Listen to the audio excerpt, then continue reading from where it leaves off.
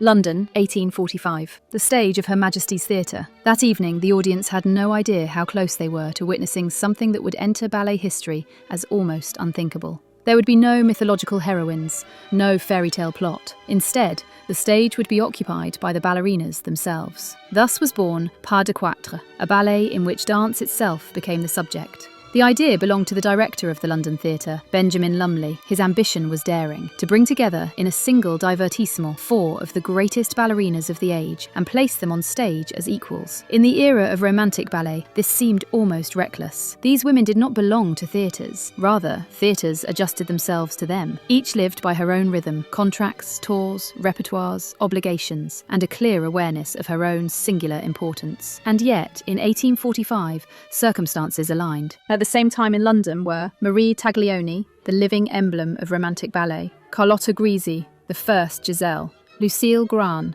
a Danish ballerina, a pupil of Auguste Bournonville, Fanny Cerrito, an Italian virtuoso of the romantic ballet, celebrated for her brilliant technique and expressive power. The legendary constellation of romantic ballet was almost complete. Only the last of the celebrated 5, Fanny Elssler, was absent, engaged elsewhere at the time. Even so, 4 such names on one stage were already considered a miracle. The press sensed it too. In February 1845, the Times announced that the ballerinas might appear in one single ballet, a collision that the most carelessly managed railroad could hardly hope to equal. London was already holding its breath. There was also a difference of generations. Marie Taglioni was 41 years old. The others were nearly 15 years younger. Yet on that evening, they were to appear as equals. Lumley later recalled that simply bringing these women into the same city was an almost impossible task. When there was a danger that Carlotta Grisi might not arrive from Paris in time, every detail of her journey was arranged in advance. Fresh horses were stationed along the road from Paris to Calais, so that not a single minute would be lost. A special vessel stood ready to carry her across the Channel without delay, and at Dover, a carriage awaited her to take her on to London. All of this for one evening, for one performance. Lumley entrusted the choreography to the French ballet master, creator of Giselle, Jules Perrault. The music was composed by the Italian composer Cesare Pugni. Perrault faced an almost impossible challenge. How could one create a ballet in which each of these women would shine in her own style, and yet none would eclipse the others? Lumley himself described the task this way. Every movement, every sparkle of a foot had to be carefully weighed, so that no preponderance should fall to any one dancer. And then, just hours before the premiere, the worst fears seemed to come true. On the morning of the performance, a quarrel broke out backstage. One point was undisputed. Taglioni must dance last, the most honoured position. But among the remaining dancers, all of whom considered themselves of equal artistic standing, a conflict erupted. None wished to appear before another. My God, cried the distraught ballet master. Cerrito refuses to begin before Grisi, and Grisi refuses to begin before Cerrito. It is all over. Perrot rushed in despair to the director's office and declared that Pas de Quatre was lost. By evening, rumours spread through the theatre. Some whispered that the curtain might not rise at all, and these rumours were not without foundation.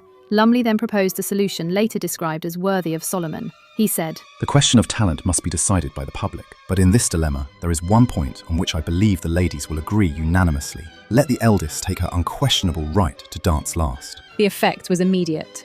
Laughter, retreat, and agreement. Now no one wished to take the position for which moments earlier there had been fierce contention. The ruse succeeded. 12th of July, 1845. The curtain rose. The rumours vanished. 4 ballerinas appeared on stage dressed in pink muslin, wearing pink ballet slippers, with roses in their hair. They took one another by the hand and curtsied. As the final moments of the ballet unfolded, a storm of applause followed. Not only clapping, but cheering, and the stamping of feet. Then came a rain of bouquets. By the end of the evening, it was said, perhaps already touched by exaggeration, that the stage was almost lost to view beneath a carpet of freshly fallen petals. From the side of the stage, almost hidden in the left wing, Jules Perrault could be seen. He was beating time, fidgeting, burning with nervous tension as the ballet unfolded before his eyes. Only after the final ovation did he step forward to receive the applause. Pas de Quatre was a triumph. It was performed only 4 times, on the 12th, 15th, 17th and 19th of July. At the third performance, among the audience were Queen Victoria and Prince Albert. The critics were unanimous. The Times called it the greatest terpsichorean exhibition that ever was known in Europe. The Era wrote that it shook one's soul to the very centre, and the Morning Evening Herald declared that it marked the beginning of a new era in the records of the ballet master's art. With hindsight, this judgment seems remarkably perceptive, yet the story of Pas de Quatre did not end there. In 1846, Marie Taglioni included the ballet in Italy as an interpolated number in La Bizzarra Moglie. In 1847, Pas de Quatre was revived once more. This time, Carolina Rosati danced the role originally performed by Lucile Grahn, and once again, it was a triumph. From the original London production, only 9 lithographs and the musical score survived. They were rediscovered in the early 20th century. The choreography of Jules Perrault, however, did not survive.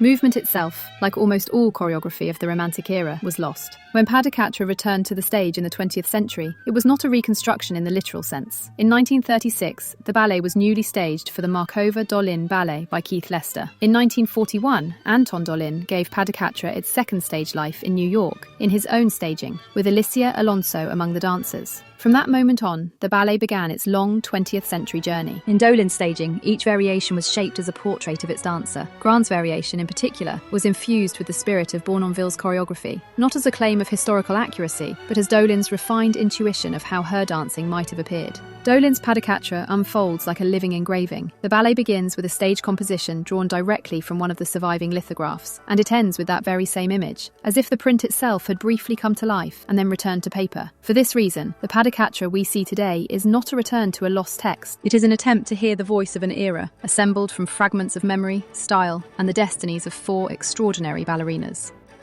A ballet that once dared to speak about itself.